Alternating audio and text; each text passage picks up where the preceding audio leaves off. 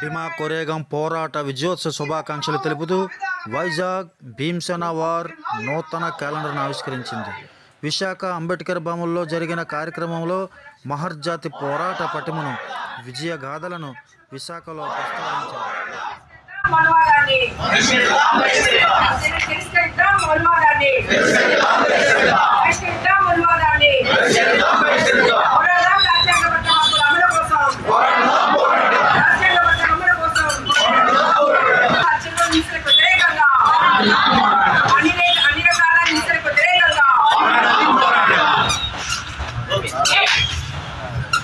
నిలబెట్టుకోవడం కోసం పీష్వారాజ్యం. కానీ ఆనాడు దేశభక్తి గీతంగా ఆలోచించింది మహర్లే. వాళ్ళు మొదట వెళ్ళి అడిగారు, బ్రిటిష్ వాళ్ళ పక్కన ఉండడం మాకు ఇష్టం లేదు, మనందరం కలిసి పోరాడుదామని అడిగారు. అడిగిన దానికి పీష్వారాజుడు ఏం అంగీకరించండి, మిమ్మల్ని మనుషులుగా గుర్తించడానికి మేము నిరాకరిస్తున్నామన్నారు. ఒక తమ మీద వాళ్ళ మీద ఏదైతే తాము పెత్తనం చేస్తున్నామో ఆ పెత్తనాన్ని ఇసుమంతా కూడా మేము సరళిస్తామని వాళ్ళకి హామీ ఇవ్వాలి. ఇసుమంత పెత్తనాన్ని కూడా వదులుకోవడానికి సిద్ధంగా లేని ఆ పీష్వారాజుడు వాళ్ళ యొక్క పెత్తనానికి వ్యతిరేకంగా మనుషులుగా గుర్తింపు కోసం వాళ్ళు ఆకలి ముందా ఆత్మగౌరవం ముందా అంటే ఆ రోజు బానిసత్వం నుంచి బయటపడాలని కాదు, మళ్ళీ తాము యజమానులుగా మారడము, తాము రాజులుగా కాదు, వాళ్ళందరూ కూడా స్వయంత్వం కోసం మమ్మల్ని మనుషులుగా గుర్తించండి, మా హక్కులు గుర్తించండి అని చెప్పేసి వాళ్ళు పోరాటం చేశారు. అందుకని 29,000 విశ్వాస సైన్యానికి వ్యతిరేకంగా మహా పోరాటం చేసింది.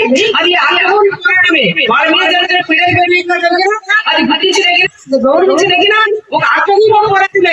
అది బ్రిటిష్ కాదు, అది వ్యతిరేకంగా వెంటనే ఓడిపోయిన వెంటనే మహల్ ఏం చేశారు, లొంగిపోయారు. మహల్ సంబంధించిన దాంట్లో ఆయన దేశభక్తిగా ఉంటారు, తర్వాత జరిగే పోరాటానికి నాయకత్వం వహిస్తామని చెప్పి ఆయన బ్రిటిష్ వాళ్ళకి అనుకూలంగా మారిపోయారు. వాళ్ళకి కప్పలు పట్టుకుంటూ వాళ్ళకి అనుకూలంగా తోకలా మారిపోయారు. కానీ మాలో